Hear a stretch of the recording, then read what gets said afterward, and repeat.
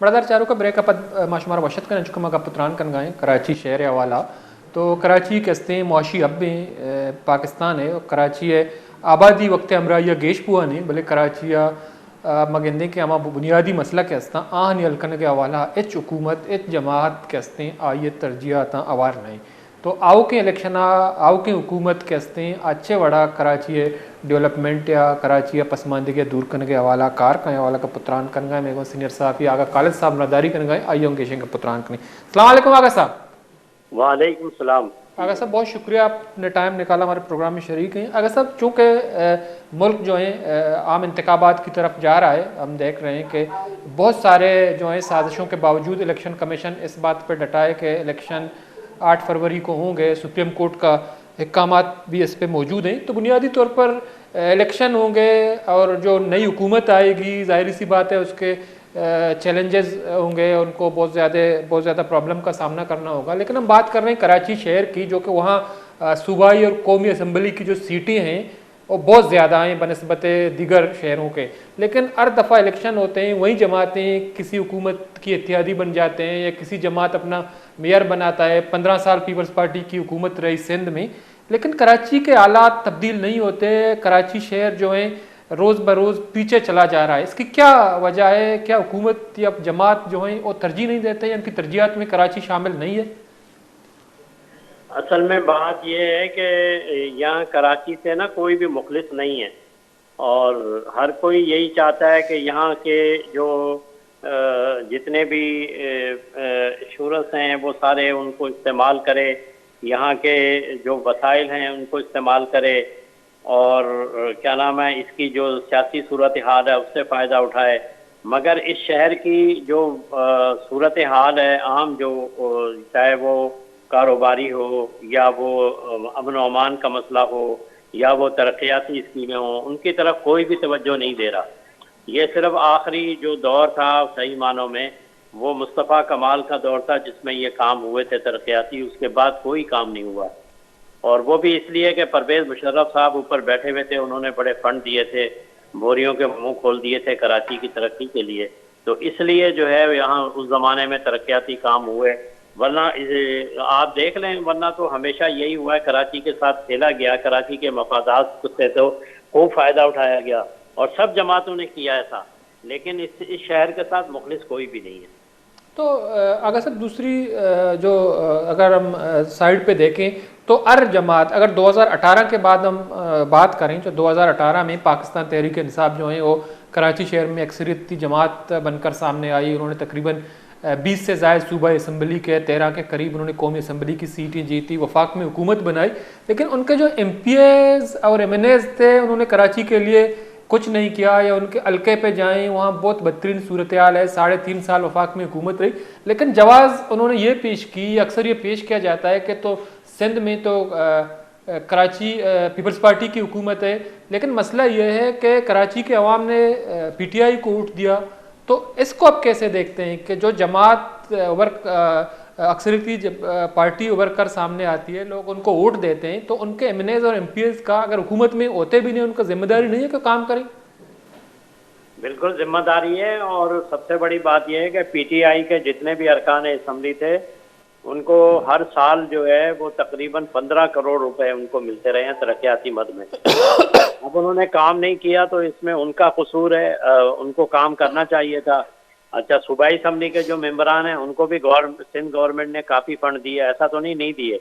ये और बात है कि अगर उन्होंने अपने रुकन असम्बली को 50 करोड़ दिए तो इनको 20 करोड़ दे दिए, लेकिन दिए तो ना फंड इनको भी, लेकिन इन्होंने खर्च ही नहीं किए, इन्होंने काम नहीं किया। इन्होंने तो उनसे ज़्यादा करप्शन की जो पीपल्स पार्टी वाले कर रहे थे।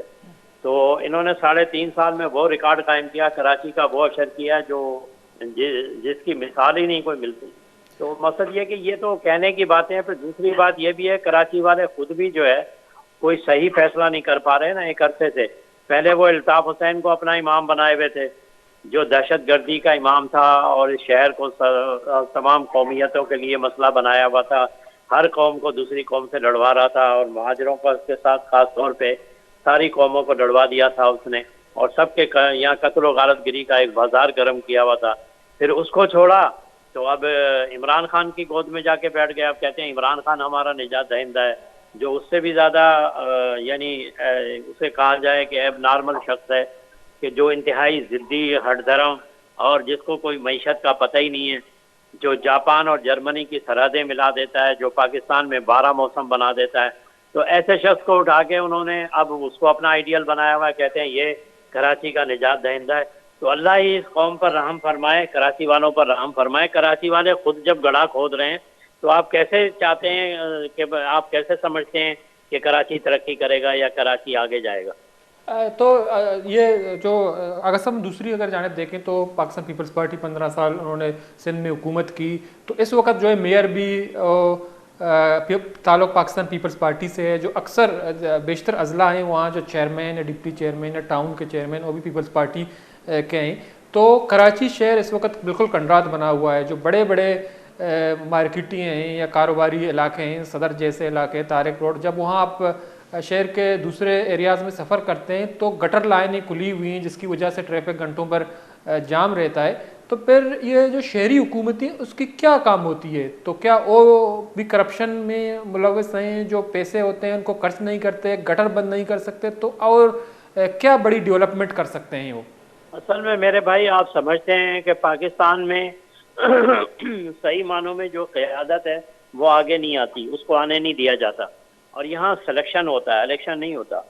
तो जब सिलेक्शन होता है और ऐसे लोग मुंतखब होकर सामने आते हैं जिनमें इतनी अहलियत ही ना हो, जो इन मामलात को समझे ही ना, और उनको ये पता होता है कि भाई हम जो कामयाब होकर आए हैं, हम जो जिन सीटों पर हम आकर बैठे हैं, बड़ा जमा हैं, वो हमें अवाम ने नहीं दी, हमने कहीं और से मिली हैं। तो फिर वो क्यों तरक्याती काम करेंगे, क्यों वो इस तरफ तवज्जो देंगे? तो ख़ास तौर पे पीपल्स पार्टी का जो हशर है, वो हालात हैं जो आपको पता ही है उनकी सोच क्या है। वो तो कहते हैं खाओ पियो, पैसे जमा करो, इतने करो कि अगले इलेक्शन में खुलकर खर्चा कर सको। तो बात यह है कि ऐसी ऐसी जब पार्टियां मुंतखब होंगी, ऐसे जब कैंडिडेट सामने आएंगे, तो फिर क्या असर होगा? यही हाल होगा पाकिस्तान का, कराची का जो असर हो रहा है इस वक्त।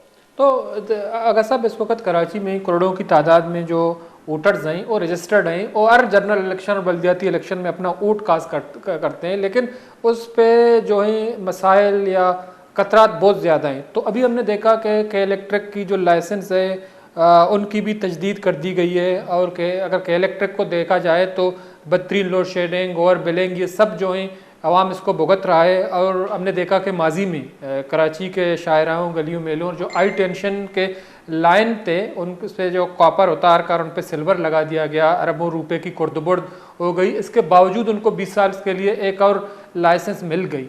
तो आप इसको कैसे देखते हैं? क्योंकि लोड शेडिंग कराची का बहुत बड़ा मसला है, इसके पीछे कौन है? एक अजाब बना हुआ है कि इलेक्ट्रिक कराची के अवाम पे, ये निगरान हुकूमत ने क्या है और आने वाला हुकूमत जो है इसको कैसे हल करेगा? और के इलेक्ट्रिक को कौन जो है इतना उनको सपोर्ट कर रहा है, उनको मजीद अवाम पे मुसल्लत कर रहा है? पैसा मुसल्लत कर रहे हैं, असल में पैसा है उनके पास, वो पैसा चलाना जानते हैं।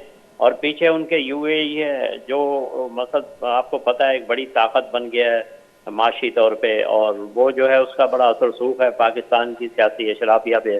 तो वो ज़ाहिर अपना असर सूख इस्तेमाल करते हैं, और उसकी वजह से कोई कैसी को कुछ कहने को तैयार नहीं होता, इसके खिलाफ कोई कार्रवाई करने को तैयार नहीं होता। और इसमें जो है बड़े बड़े लोगों के शेयर हैं, फरियाल तारपुर साहिबा का भी शेयर बताया जाता है, एमक्यूएम के कुछ लोगों के भी शेयर बताए जाते हैं।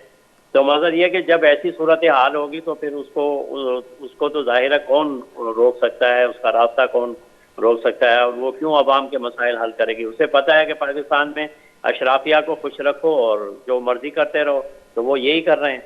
बाकी रहा सवाल, आपने जो कहा कि ये बल्दियाती इदारे, ये तो हमेशा से बल्दियाती इदारे जो है, सिवाय ये चंद जो बीच में एक वो आया था मुस्तफ़ा कमाल का, या वो नाजिम जो थे जमात इस्लामी के नेमतुल्लाह खान, उनका दौर आया था, बस उसमें सही मानों में कराची में तरक्याती काम हुए, वरना कराची को हमेशा से जो है नज़रअंदाज किया गया। अभी भी अगर ये मेयर साहब चाहते, ये मुंतखब हुए थे, ये सिर्फ ये कर लेते कि जो बल्दियाती इदारों के घोस्ट मुलाजमीन हैं, छोटे मुलाजमीन जो हैं, उन सबको ये छुट्टी देते हैं, उनकी आधी तनख्वाह ऊपर खाई जाती है और वो छुट्टियों पर रहते हैं, जिसकी वजह से ये गटर बंद रहते हैं, सफाई नहीं होती और सारा निज़ाम जो है वो दर आपको पता है धर्म भरम है। तो इसको ही अगर वो कंट्रोल कर लेते तो मैं समझता हूँ शहर में एक बहुत बड़ा मसला शहर का हल हो चुका होता, लेकिन नहीं हुआ। फिर दूसरा आप देख लें, अब ये हमारी जो आर्जी निगरान हुकूमतें आई हैं, ये आर्जी हुकूमतें होती हैं और इनका काम होता है सिर्फ तनख्वाहें वनख्वाहें देना और ऐसे मामला करना। लेकिन हमारे वजीर आला जो है सिंध के, ये फैसले कर रहे हैं कि जनाब जमशेद क्वार्टर और इनके जो मामला हैं वहाँ जो है हाई राइज बिल्डिंगें बनेंगी और ये होगा और वो होगा। अब इनसे कोई पूछे कि ये तुम्हारे करने के काम है या तुम्हें किसने इख्तियार दिया है ऐसे फैसले करने का? ऐसे ही आप विफाकी हुकूमत को देख लो, उन्होंने KSC को 20 साल का टाइम दे दिया। मसला यह है कि जाहिर है उन्होंने लंबे पैसे खाए होंगे और इससे कमीशन लिया होगा और इनको KSC वालों को भी पता है कि यहाँ यही सिस्टम है और इनको खिलाओ और फैसले ले दो। अब उन्होंने इस वक्त से फ़ायदा उठाया और वहाँ कोई उनको बहुत ज़्यादा खुश किया होगा और ये काम करवा लिया। ठीक है, बहुत बहुत शुक्रिया आगा साहब, बहुत बहुत शुक्रिया। महीनों में ये सारा निकाल लेंगे जो उन्होंने ऊपर दिया है, जी जी अब आम को चूसेंगे। ठीक है, बहुत बहुत शुक्रिया आगा साहब, टाइम निकालना प्रोग्राम में शरीक रहे। मड़दार चरको आगा खालिद साहब सीनियर सहाफ़ी तजियाकार का पुत्रान कनगा जो कि कराची शहर के हस्ते वदा बाज़ी मसलाहानी शिकार हैं। कराची मगंदी के वस्तगी बाज़ें इलेक्शन बाज़ें जमात के हस्ता मुख्तलिफ़ वदा इक़्तिदारा शाइन तो सर फहरिस्त के हस्ते MQA में मुख्तलिफ़ जमात ये वफाका को एहतियात बुता सूबा माइए के एहतियात बुता मेयर माइए बुता भले कराची तरजीहत आवार न बुता।